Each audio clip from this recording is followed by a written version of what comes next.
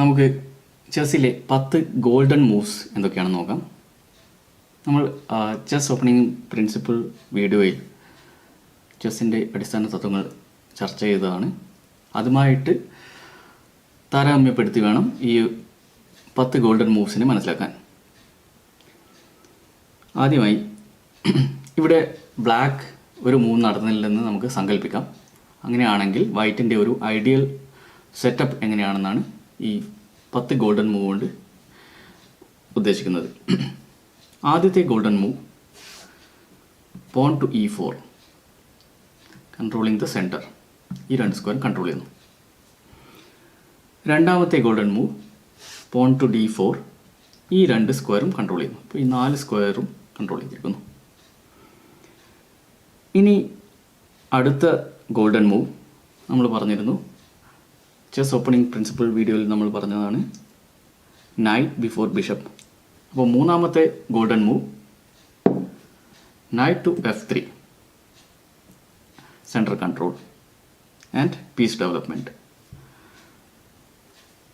1, 2 മൂന്നാമത്തെ golden move. നാലാമത്തേത് knight to C6. അഞ്ചാമത്തെ golden move bishop to C4, ഈ ഡയഗണൽ കൺട്രോൾ ചെയ്യുന്നു. ആറാമത്തേത് ബിഷപ്പ് ടു F4, ഈ ഡയഗണൽ കൺട്രോൾ ചെയ്യുന്നു.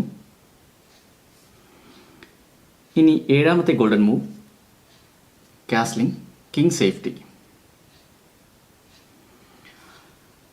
എട്ടാമത്തെ ഗോൾഡൻ മൂവ് ക്വീനിനെ ഡെവലപ്പ് ചെയ്യുന്നു, ക്വീൻ D2. അതോടൊപ്പം തന്നെ റൂക്കിനെ കണക്ട് ചെയ്യുന്നു.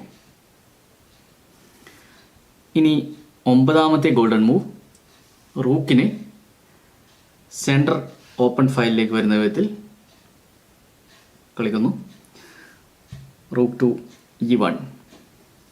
പത്താമത്തെ golden move rook to D1.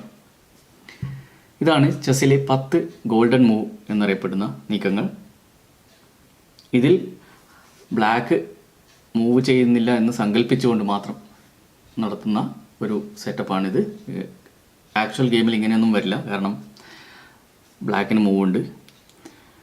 പക്ഷേ ഈ ഒരു സെറ്റപ്പ് നമുക്ക് പീസുകളെ എങ്ങനെ ഡെവലപ്പ് ചെയ്യണം, ഓപ്പണിങ്ങിൽ എന്തൊക്കെ കാര്യങ്ങൾ ഡെവലപ്പ് ചെയ്യുമ്പോൾ ശ്രദ്ധിക്കണം എന്ന് മനസ്സിലാക്കുന്ന ഒരു മെത്തേഡാണ്. ഇതിൻ്റെ ഒരു സെറ്റപ്പ് മനസ്സിലായില്ലെങ്കിൽ തീർച്ചയായും നിങ്ങൾ ചെസ് ഓപ്പണിംഗ് പ്രിൻസിപ്പിൾ എന്ന വീഡിയോ ഒന്ന് കാണണം.